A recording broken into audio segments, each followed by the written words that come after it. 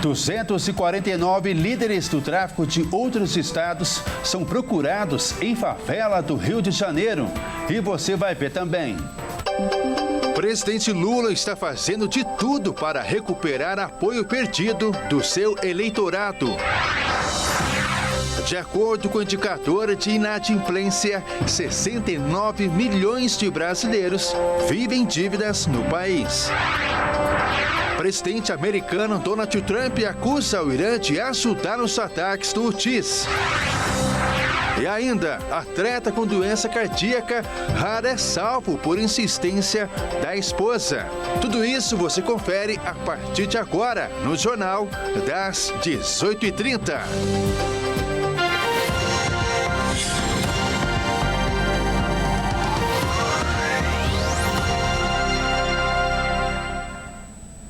Olá, seja muito bem-vinda e bem-vindo. Nós estamos ao vivo, agora são 18 horas e 37 minutos pelo horário de Brasília. Eu sou Ismael Nascimento e a partir de agora você confere comigo as principais notícias desta segunda-feira. No Rio de Janeiro, 249 líderes do tráfico de outros estados estão sendo procurados em favelas da região metropolitana. Entre os foragidos está o mandante da morte do delator do PCC.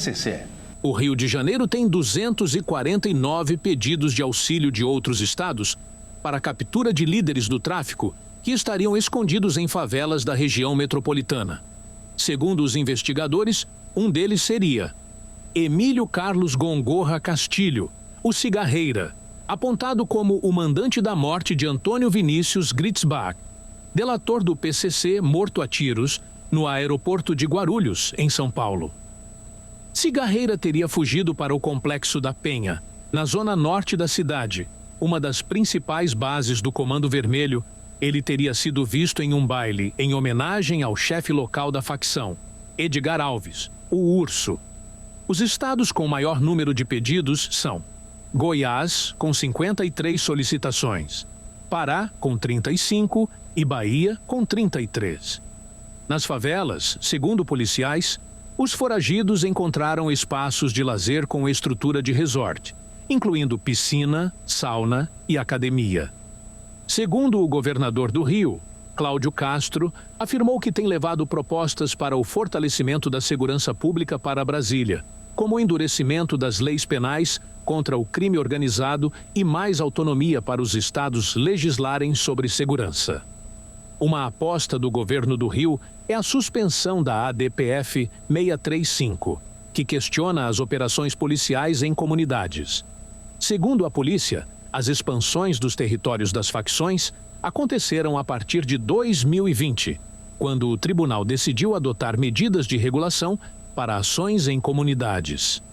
Segundo o subsecretário de Planejamento e Integração Operacional da Polícia Civil do Rio, um fator que inicialmente influenciou a migração de criminosos é a disputa entre o PCC e o Comando Vermelho, que começou em 2016, com a morte do traficante Jorge Rafaat Toumani, que teria sido planejada pelo PCC. O presidente Lula está fazendo de tudo para recuperar o apoio perdido de seu eleitorado. Está programado para essa semana o anúncio de 3 novos projetos, entre eles o da reforma do imposto de renda. Após o resultado não satisfatório das pesquisas de popularidade e aceitação, o governo Lula está buscando o apoio perdido. Divulgando medidas populares no momento, Lula passa a ter a reprovação maior do que a aprovação pela primeira vez em seus 3 mandatos e, para essa semana, estão programados 3 anúncios. O projeto de reforma do imposto de renda para ampliar a isenção de até R$ 5.000 será enviado ao Congresso e a expectativa de fácil aprovação deve ser anunciado de forma oficial nesta terça-feira. O programa Mais Médicos também está em uma nova etapa. O novo ministro da Saúde, Alexandre Padilha, recebeu a missão do presidente Lula de transformar o programa em uma das marcas do governo para a campanha presidencial de 2026. E para finalizar o pacote de novidades do governo, uma nova fase do Minha Casa, Minha Vida será destinada a atender a classe média. O programa tem um forte apelo popular e será usado também na campanha eleitoral do próximo ano Essas ações populares e positivas não surtiram o efeito de melhorar o clima entre o país e o presidente Lula.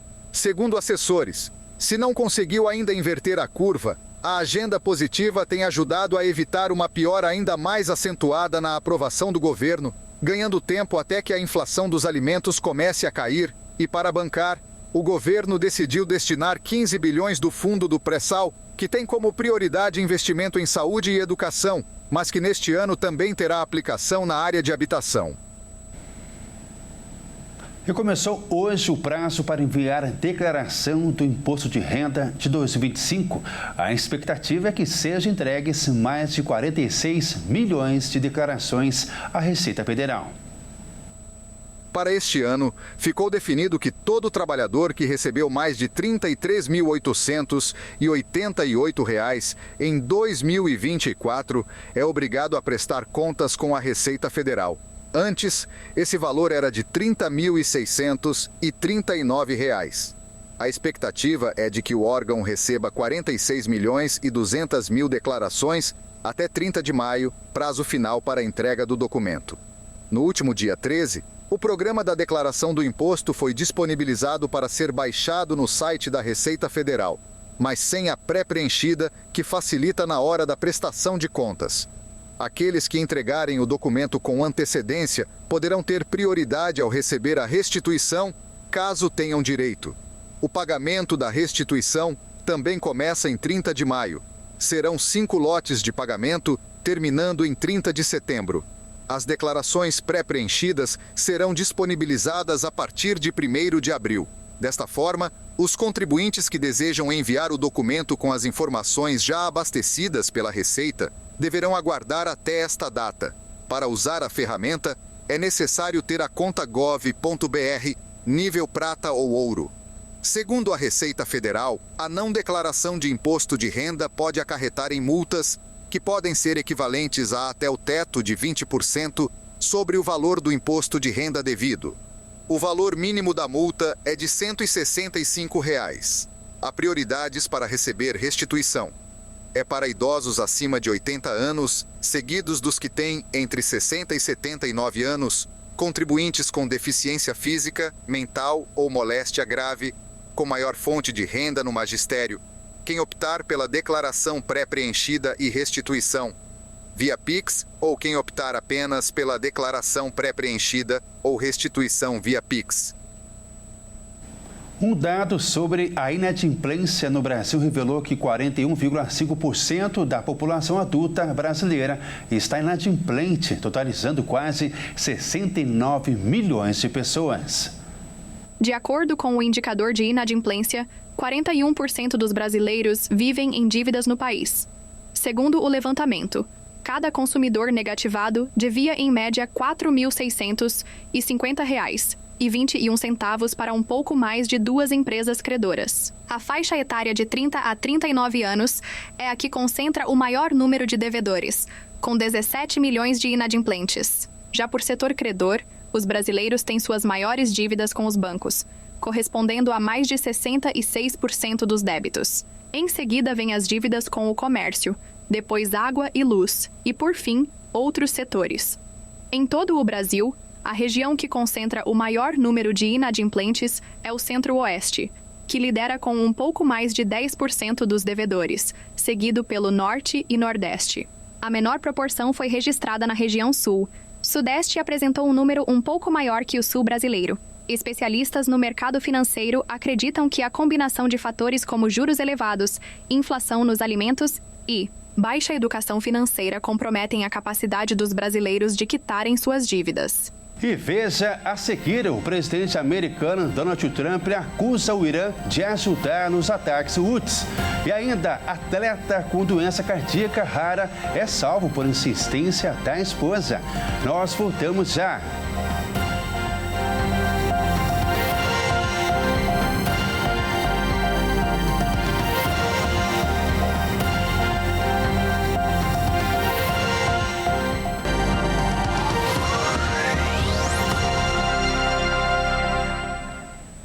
Mais uma vez, sejam todos muito bem-vindos. Nós estamos de volta e ao vivo. São 18 horas e 48 minutos pelo horário de Brasília. O presidente americano Donald Trump acusou o Irã de ajudar nos ataques Houthis. Trump afirma que o país vai ser responsável pelos futuros ataques e deve sofrer as consequências. Vamos acompanhar. O presidente dos Estados Unidos, Donald Trump, em uma declaração em suas redes sociais, acusou o Irã de ser responsável em organizar os ataques dos Houthis, um grupo rebelde que atua no Iêmen, país do Oriente Médio. Trump afirmou que o Irã estaria por trás do ataque e diz que o país estaria fornecendo armas, dinheiro e equipamento militar ao grupo. Trump afirmou que os disparos realizados pelo grupo agora vão ser vistos como tiros disparados pela liderança do Irã e que o país vai ser responsabilizado por isso, como também vai sofrer consequências. Além disso, o presidente também alertou o Irã para interromper imediatamente o suporte aos Houthis. Durante a guerra entre Israel e Hamas, na faixa de Gaza, o grupo Houthis realizou ataques contra embarcações ligadas a Israel e outros aliados. Os navios dos Estados Unidos viraram alvos de ataques desde então.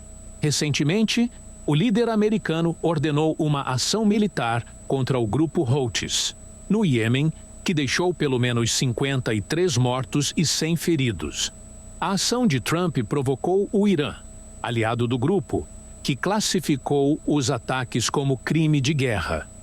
Em resposta, o Houthis atacou um navio de guerra dos Estados Unidos e, em comunicado, declararam que as agressões não ficariam sem respostas e que estão preparados para enfrentar escalada com escalada.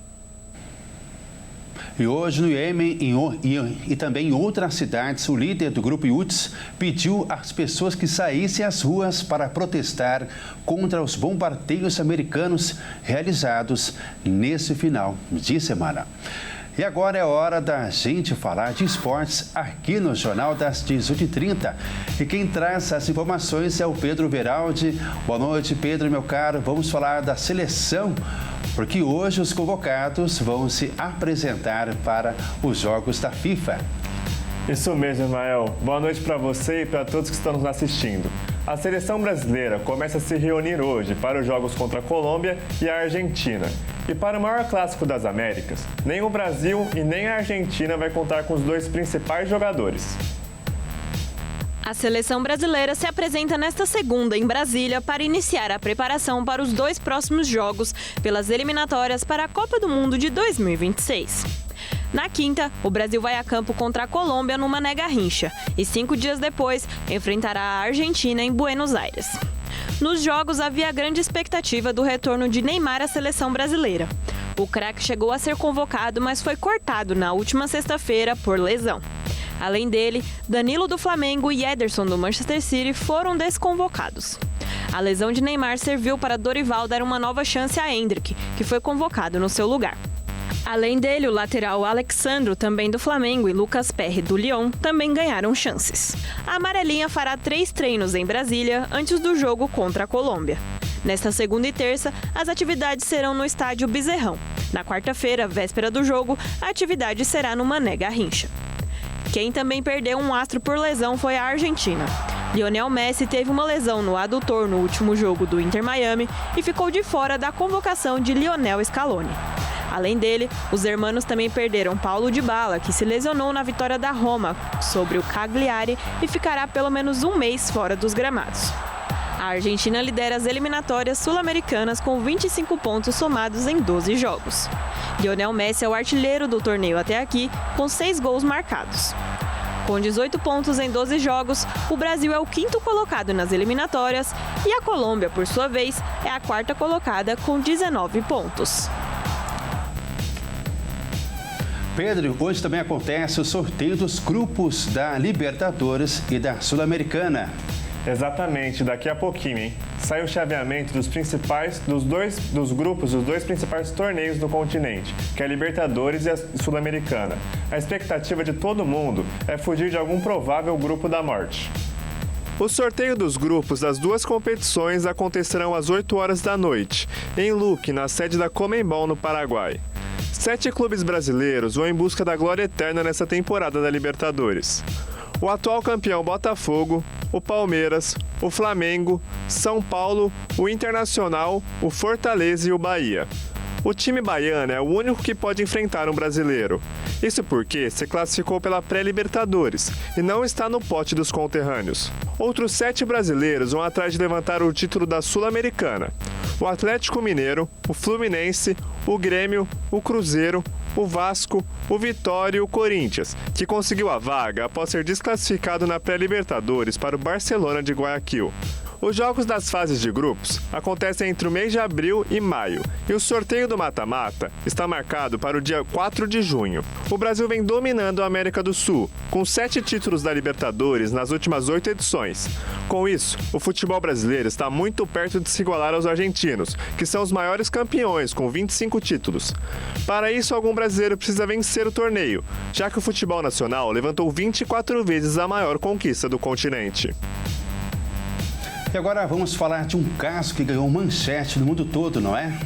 Isso mesmo, Ismael. Um atleta profissional de cricket sofria de uma doença cardíaca rara e, graças à insistência da esposa, ele está vivo e com planos para o futuro. O atleta e treinador de cricket quase morreu devido a uma doença cardíaca rara que foi debilitando sua saúde aos poucos. Os primeiros sintomas começaram a aparecer em outubro de 2023, com uma dor no peito. No primeiro momento, ele achou que era uma reação alérgica. A dor nunca passava até que ele foi ao médico e disse que ele estava com pericardite, uma inflamação no coração. Após se tratar, o quadro não melhorava, até que ele voltou ao hospital com a sua esposa Emma, que insistiu para que os médicos fizessem uma tomografia. Com o resultado, os médicos acharam um verdadeiro diagnóstico. Tom foi identificado com uma dissecção de aorta, uma má formação que atrapalhava o funcionamento do coração. Uma cirurgia foi feita às pressas e, segundo os médicos, Tom morreria em algumas horas sem o procedimento cirúrgico. O resultado foi um sucesso e agora o casal se prepara para correr a Maratona de Londres em abril, com o objetivo de arrecadar fundos para uma organização que promove a conscientização sobre doenças cardíacas não diagnosticadas. Bom, Ismael, por hoje é só. Uma boa noite para você e para todos que nos assistem. Até a próxima. Até a próxima, Pedro. Uma ótima noite para você. Um forte abraço. O Jornal das 18h30 termina aqui. Obrigado pela sua companhia. Tenha uma ótima noite, uma ótima semana também. E nos vemos novamente às 20 horas no Jornal Toda Hora. Tchau.